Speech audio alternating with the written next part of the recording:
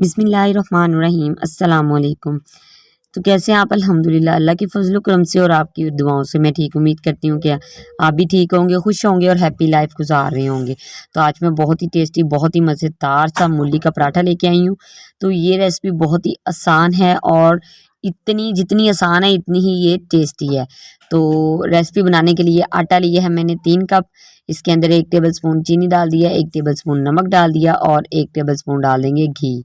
आप सोच रहे होंगे कि चीनी भी इतनी बारीक थी, नमक भी वैसा था, क्योंकि पाकिस्तान में अब चीनी जो है बहुत बारीक मिल रही है, तो इसलिए ये चीनी इतनी बारीक थी। तो ये देखें, अब मैंने इसे अच्छे तरीके से मिक्स कर लिया है। तो अब हम इसके अंदर डालेंगे पानी। पानी जो है वो नॉर्मल सा मैंने गर्म किया हुआ है।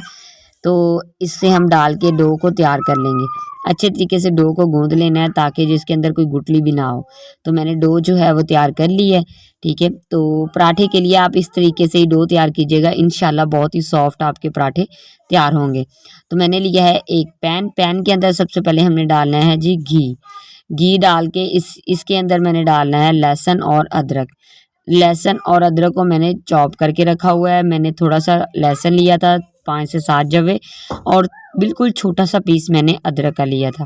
तो इसे हम फ्राई कर लेते हैं घी के अंदर, ताकि जो इनका कलर है वो भी अच्छा बिल्कुल अच्छा सा इनका फ्लेवर जो है वो निकल आए, ठीक है।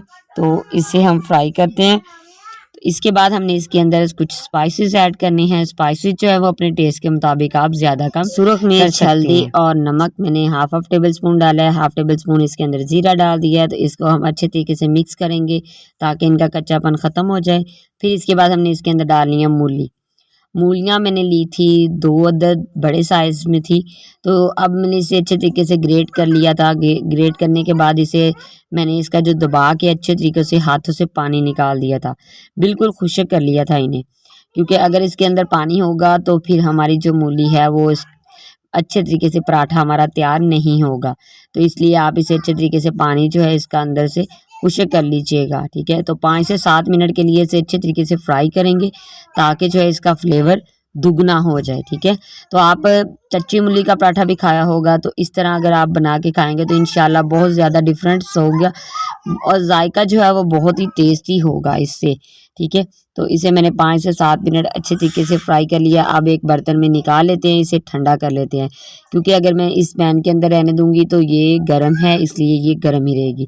तो अभी हमने इसके अंदर और मसाले ऐड करने हैं, क्योंकि इसके फ्लेवर को हमने चेंज करना है और भी इसके अंदर मसाले ऐड करके, ठीक है। तो ज़ीरा लिया है, धनिया लिया है, सॉरी, धनिया मैंने लिया है 1 टेबल स्पून। इसे हम हाथों से मसल के डालेंगे ताकि इसके 2 पीसेस हो जाएं, और इसका जो मसलने की वजह से इसकी खुशबू जो है वो भी बढ़ जाती है। तो 1.5 टेबल स्पून इसके अंदर डाल देंगे सब्ज़ मिर्च। सब्ज़ मिर्च भी चॉप की हुई है। प्याज लिया था एक दरमियाने साइज़ का, ये भी मैंने चॉप करके रखा हुआ था। इसका पानी भी जो है वो मैंने ड्राई कर लिया था। अब इसके अंदर धनिया डाल देंगे। धनिया मैंने लिया है 3 टेबल स्पून, वो भी बारीक काट के धो के रखा हुआ था। अब इसे अच्छे तरीके से कर लेंगे हम मिक्स, ठीक है। तो ये जी मेरी फीलिंग हो गई है तैयार। तो अब हमने इसके तय करने हैं पराठे तैयार, ठीक है। पराठे तैयार करने के लिए डो जो हमारी सेट हो चुकी है, छोटे छोटे से पेड़े बना लेंगे। आप एक पेड़ा बना के भी बना सकते हैं, छोटे छोटे 2 पेड़े बना के भी बना सकते हैं, जैसे आपका दिल चाहे आप कोई भी शेप पराठे की दे सकते हैं। तो मैंने 2 छोटे छोटे से पेड़े बना लिए हैं। तो इसको हम बेल लेते हैं और एक रोटी बना लेते हैं इसकी, ठीक है। तो हाथों की मदद से बेल लेंगे, फिर इसके बाद बेलना यूज़ करेंगे और इसे बेल लेंगे अच्छे तरीके से, ठीक है। तो ये बहुत ही आसान रेसिपी है। इंशाल्लाह जब आप खाएंगे ये रेसिपी बना के तो आप कहेंगे कि कोई चीज़ आपने तैयार की है।